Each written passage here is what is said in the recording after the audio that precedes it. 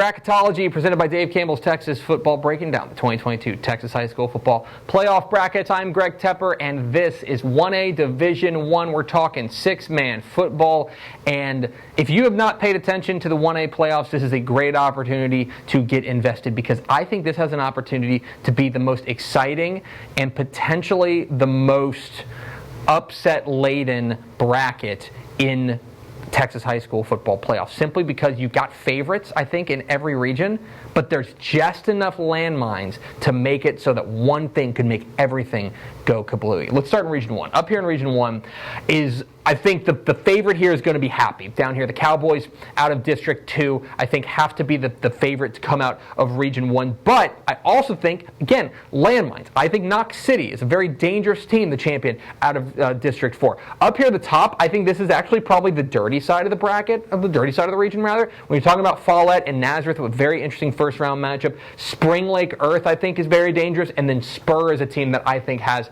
a real potential to be a spoiler. Again, I think Happy's your favorite, but this is not a cakewalk region for the Cowboys, and I think that the West Texas powers are really starting to flex here in Region 1. Let's go to Region 2. We're kind of staying out west here. We talk about and the real headline here for me is going to be the 7-8 matchups, okay? District 7 versus District 8. Both of these games are fantastic. Rankin and Ira is great stuff. In a lot of other brackets, that'd be like a third or fourth round matchup. Here we get it in the first round. Westbrook and Garden City is a banger as well. This is going to be interesting. Westbrook, I think, is going to be a lot of people's favorites, the number 2 team in the Dave Campbell's Texas football rankings for a reason.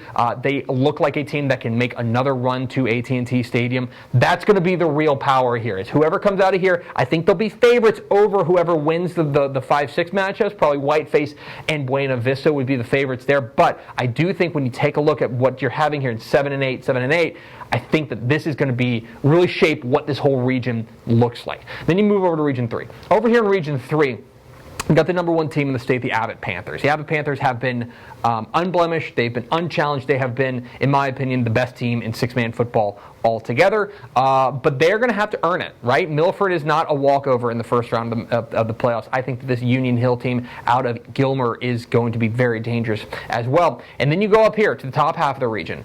And you've got, I think, probably the sleeper in the entire bracket, which is Blum, a team that's got plenty of pedigree themselves, and I think that they're getting healthy and they're starting to play their best football at the right time. If they get past Aquila, a second-round matchup with Gordon would be must-see football. It's going to be really fun. So, again, you have a favorite here, but there's enough landmines to keep you paying attention every single week. That's what's going to make this a really fun bracket. Down to Region 4 we go, where I think that there's a clear power nexus here, and that's in District 14, between Jonesboro and May, who played a absolute banger in Week 10, where Jonesboro got the win. Their reward is, in my opinion, a clearer path to a regional final. They'll be favored over Menard. I think they'd be favored over the winner between Medina or Chester. They'll keep an eye on Medina. I think that is a bit of a sleeper there in Region 4. And then up here, I think that for May, that first round matchup with Erie and County is trouble. If they get past that, I think they're going to see probably Jonesboro in a regional final, but that is, watch this space, because I think this is a very dangerous first round matchup for the Tigers of May. So when you take a look at 1A Division 1, I think, again, it's going to be easy to identify some favorites, right? Happy in Region 1, Westbrook in Region 2, Abbott in Region 3, and then probably the winner of a rematch, whoever you like in District 14, right? Whether it's May or Jonesboro.